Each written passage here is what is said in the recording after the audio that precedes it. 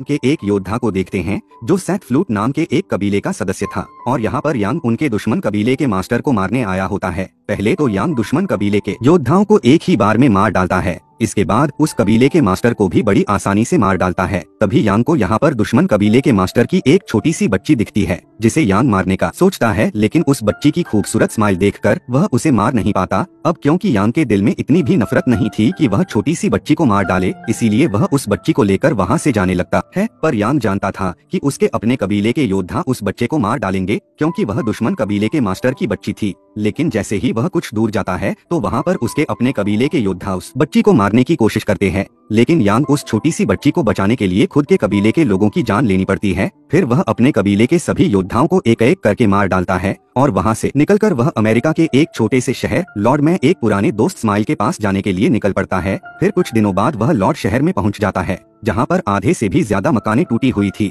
और उस शहर में लोग भी बहुत कम थे। फिर यहाँ पर सबसे पहले यांग की मुलाकात रॉन नाम के एक आदमी से होती है जो एक नंबर का बेवड़ा है और वह हर समय दारू के नशे में टुन रहता है। तभी वहाँ पर 8 बॉल आता है। फिर यांग उसे अपने दोस्त का फोटो दिखाकर उसका पता पूछता है, जिस पर 8 बॉल उसे कहता है कि आपके दोस्त इस्माइल की तो 3 साल पहले ही मृत्यु हो गई है और वह यहाँ पर एक लॉन्ड्री चलाता था। फिर 8 बॉल यांग को उस लॉन्ड्री में पहुंचाकर वहाँ से चला जाता है। वहीं उस लॉन्ड्री में यांग की मुलाकात लिन नाम की एक लड़की से होती है जो अब तक उस लॉन्ड्री को चला रही थी। फिर लिन यांग से पूछती है कि तुम स्माइल को कैसे जानते हो, जिस पर यांग उसे बताता है कि स्माइल मेरा बचपन का दोस्त था। तभी लिन पूछती है कि क्या तुम अपनी बेटी के साथ अकेले ही आए हो। तब यांग उसे कहता है कि ये मेरी बेटी नहीं है और इसके माता पिता मर चुके हैं। फिर ये सुनकर लिन को काफी दुख होता है, इसीलिए वह उस बच्ची का नाम अप्रैल रखती है। फिर लिन यांग से कहती है कि तुम यहाँ पर रह सकते हो, लेकिन तुम्हें लॉन्ड्री के काम में मेरा हाथ बताना पड़ेगा। तब यांग कहता है कि मुझे ये काम नहीं आता, जिस पर लिन कहती है कि कोई बात नहीं, मैं तुम्हें लॉन्ड्री का काम सिखा दूंगी। और अब अगले दिन यांग उस लॉन्ड्री में बैठा होता है।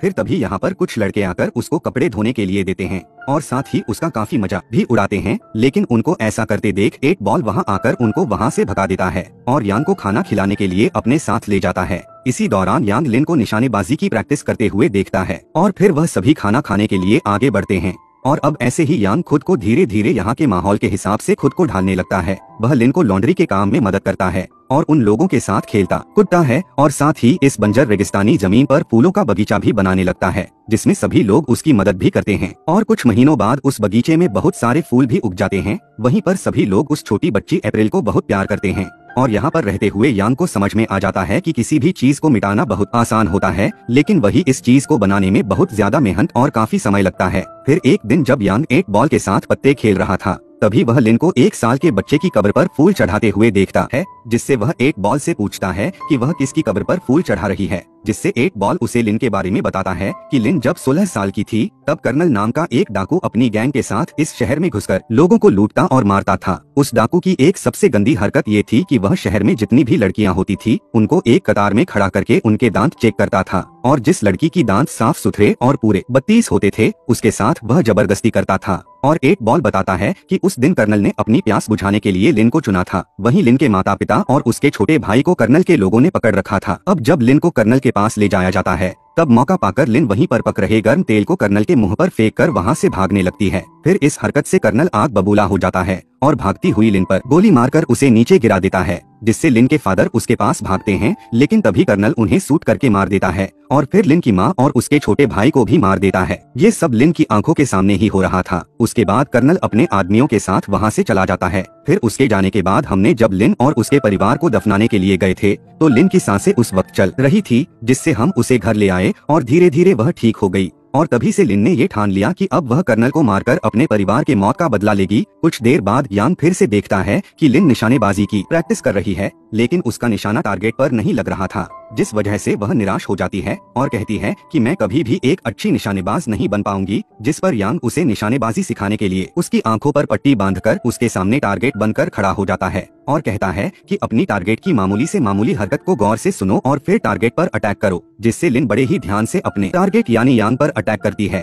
फिर लिन देखती है कि उसका हर एक निशाना सही लगा है, जिससे वह काफी खुश हो जाती है और यांग को शुक्रिया अदा करती है, क्योंकि जिस चीज को वह काफी समय से करने की कोशिश कर रही थी वह यांग ने उसे कुछ मिनटों में सिखा दिया था। फिर उसी रात लिन यांग को बताती है कि स्माइल ने तो मुझे तुम्हारे बारे में बता दिया था कि तुम सेट फ्लूट कबीले के योद्धा हो और एक दिन तुम यहाँ पर जरूर आओगे। साथ ही वह उससे पूछती है कि आखिर तुम सेट फ्लूट कबीले में शामिल क्यों हुए, जिस पर यांग कहता है कि बचपन में एक दिन जब मैं और मेरे पिता हमारे खेत में काम कर रहे थे, तब वहाँ पर एक कबीले का योद्धा आया और उसने अपनी तलवार की धार चेक करने के लिए मेरे पिता की मेरे आंखों के सामने ही गला काट दिया, और उसी दिन से मैंने दुनिया का सबसे ताकतवर योद्धा बनने का फैसला किया। उसके बाद यांग लिन को अपनी तलवार दिखाता है जो म्यान के साथ पूरी तरह से सील की हुई थी। फिर यहाँ पर यांग लिन को अप्रैल के बारे में सब सच बता देता है और कहता है कि अगर मैंने इस तलवार को म्यान से बाहर निकाला तो इस तलवार से मैंने जितने भी लोगों को मारा है उन सभी की रूहें रोने लगेंगी, जिनकी आवाज सुनकर मेरे अपने कबीले के योद्धा यहाँ पर अप्रैल को मारने के लिए आ जाएंगे। उसके बाद यांग लिन को कई दिनों तक तलवारबाजी सिखाता है और फिर क्रिसमस का दिन भी आ जाता है, जिसे ये सभी लोग बहुत ही खुशी से नाचते गाते हुए मना रहे थे।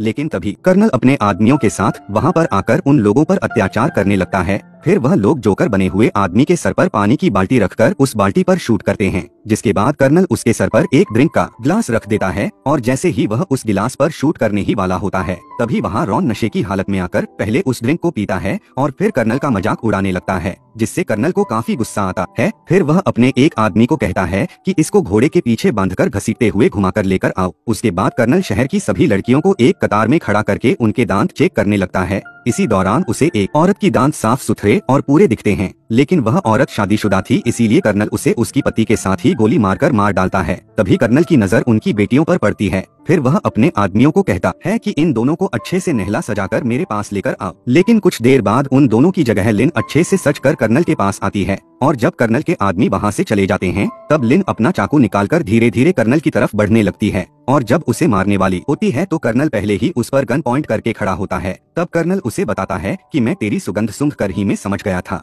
कि तू वही 16 साल पहले वाली लड़की है। वहीं एक बॉल भागता हुआ यांग के पास जाकर उसे बताता है कि लिन अकेले ही कर्नल को मारने चली गई है। अब लिन को बचाने के लिए यांग को आखिरकार अपनी तलवार को म्यान से बाहर निकालना ही पड़ती है, जिससे सेट फ्लूट कबीले के मास्टर को यांग के बारे में पता चल जाता है और वह बड़ी तेजी से अपने योद्धाओं के साथ उसकी तरफ जाने लगता है। वहीं लिन को कर्नल के आदमियों ने पकड़ रखा था और कर्नल लिन के साथ जबरदस्ती करने ही वाला होता है कि तभी यांग वहां आकर उन सबको अपनी तलवार से काटकर कर्नल को मारने लगता है। तब लिन उसे कहती है कि इसे मैं अपने हाथों से मारूंगी। फिर उन दोनों की इस बातचीत का फायदा उठाकर कर्नल लिन को ढाल बनाकर खिड़की से नीचे कूद जाता है और अपने घोड़े पर सवार होकर वहां से भागने लगता है। तभी लिन उस पर जोर से चाकू फेंककर उसे वहीं मार गिराती है, लेकिन ये लोग देखते हैं कि ये कर्नल नहीं है और कर्नल उनको चकमा देकर वहां से भाग गया है। उसके बाद यांग लिन को कहता है कि मेरी तलवार म्यान से बाहर निकल चुकी है, इसलिए मेरे कबीले के लोग यहाँ पर किसी भी वक्त आ सकते हैं, इसीलिए मुझे यहाँ से जाना ही होगा वरना तुम सब मेरी वजह से मारे जाओगे। फिर ये सुनकर एक बॉल उसे कहता है कि कर्नल यहाँ से भाग चुका है और वह अपने दुगने से भी ज्यादा आदमी लेकर हम लोगों को मारने के लिए वापस जरूर आएगा, और अगर तुम भी यहाँ से चले गए तो हम कर्नल का मुकाबला कैसे करेंगे। तभी एक आदमी कहता है कि हम बिना किसी हथियार के कर्नल का मुकाबला कैसे करेंगे, जिस पर एक बॉल रॉन की तरफ इशारा करते हुए कहता है कि इसके पास कुछ खास है। उसके बाद रॉन उनको अपनी पत्नी की कब्र खोदने को कहता है और उसकी पत्नी की कब्र में उन्हें रॉन के द्वारा छुपाए गए बहुत सारे हथियार मिलते हैं। दरअसल रॉन के पत्नी ने मरते समय उसको एक वादा करने को कहा था कि वह जिंदगी में कभी भी हथियार नहीं उठाएगा, लेकिन अब मजबूरी में रॉन को अपनी पत्नी से किया हुआ वादा तोड़ना पड़ता है। उसके बाद वह सभी लोग उन हथियारों को चलाने का अभ्यास करते हैं। फिर अगले दिन कर्नल अपने बहुत सारे आदमियों के साथ उनकी तरफ आ रहा होता है। उधर यांग अपनी तलवार निकालकर उनके सामने खड़ा था। वहाँ रॉन एक ऊंचे टावर पर उन पर निशाना साधे खड़ा होता है। अब जैसे ही कर्नल अपने आदमियों के साथ शहर में घुसता है तभी रॉन एक बम पर शूट करके उसे ब्लास्ट कर देता है, जिससे कर्नल के काफी सारे आदमी मारे जाते हैं और चारों तरफ धुआं फैलने की वजह से यांग कर्नल के आदमियों को मारने लगता है। वहीं रॉन भी कर्नल के आदमियों पर शूट कर रहा होता है, जिससे कर्नल अपने आदमियों को रॉन को मारने के लिए टावर पर भेजता है। लेकिन कर्नल के आदमियों के वहां पहुंचने से पहले ही रॉन रस्सी के सहारे वहां से नीचे उतर जाता है। तभी उस जगह पर रॉन का लगाया हुआ बम ब्लास्ट हो जाता है, जिससे कर्नल के कुछ आदमी मारे जाते हैं। इसी बीच सेट फ्लूट का मास्टर सेट फ्लूट के योद्धाओं के साथ वहां पहुंच जाता है, जिन्हें देखकर सभी डर जाते हैं। तभी यांग लिन और एक बॉल को कहता है कि अप्रैल को लेकर किसी महफूज जगह पर जाओ। इसके बाद सेट फ्लूट के लोग उन लोगों पर हमला कर देते हैं वहीं कर्नल के लोग शहर के लोगों के साथ सेट फ्लूट के योद्धाओं को भी शूट करने लगते हैं, लेकिन सेट फ्लूट के लोग इतने थे कि वह कर्नल के लोगों को अपनी तेज तलवार से काट रहे होते हैं। वहीं सेट फ्लूट के योद्धा अप्रैल को मारने के लिए उनके पीछे भागते हैं, जिससे यांग, लिन और अप्रैल को बचाने के लिए उनके पीछे भागता हुआ अपने ही कबीले के योद्धाओं से लड़ता है और एक एक करके उन्हें मार रहा होता है। यांग को इस तरह से लड़ता हुआ देख सेट फ्लूट का मास्टर उस पर बहुत ज्यादा गुस्सा होता है। इसके बाद यांग और लिन अप्रैल को बचाने के लिए एक घर में छुपने की कोशिश करते हैं, लेकिन वहाँ पर भी सेट फ्लूट के लोग आकर यांग से लड़ने लगते हैं। ये देखकर लिन एक बॉल को अप्रैल पकड़ाकर कहती है कि अप्रैल को यहाँ से किसी सुरक्षित जगह ले जाओ, और फिर खुद तलवार उठाकर सेट फ्लूट के योद्धाओं से लड़ने लगती है।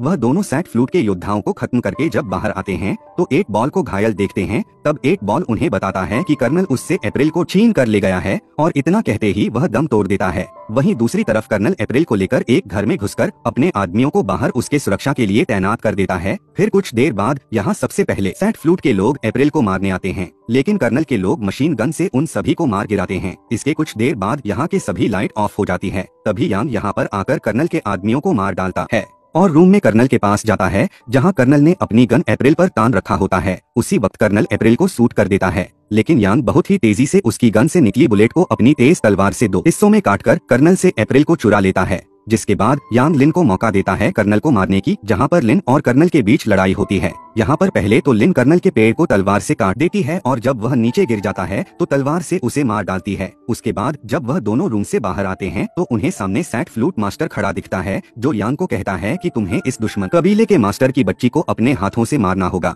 लेकिन यहाँ ऐसा करने के बजाय अपने गुरु यानी मास्टर को फाइट के लिए चुनौती देता है। फिर यहाँ पर इन दोनों के बीच खतरनाक तलवारबाजी होती है और सेट फ्लूट मास्टर यांग को काफी तगड़ी टक्कर देता है, लेकिन आखिर में यांग सेट फ्लूट मास्टर का गला काट देता है। पर मरने से पहले मास्टर यांग से कहता है कि तुम इस बच्चे को जहाँ पर भी लेकर जाओगे, सेट फ्लूट के योद्धा तुम्हें ढूंढकर मार डालेंगे। उसके बाद यांग लिन के पास आता है और उसे कहता है कि अप्रैल का ख्याल रखना, क्योंकि मैं यहाँ से हमेशा के लिए जा रहा हूँ, क्योंकि सेट फ्लूट के लोग सिर्फ मेरी तलवार के जरिए मुझ तक पहुँच सकते हैं। इतना कहने के बाद यांग उन सब से बहुत दूर चला जाता है। फिर कुछ महीनों बाद वह एक बर्फीली जगह पर रह रहा होता है। तभी वहाँ सेट फ्लूट के योद्धा आ जाते हैं, जिससे यांग भी अपनी तलवार म्यान से निकालकर उनसे लड़ने के लिए तैयार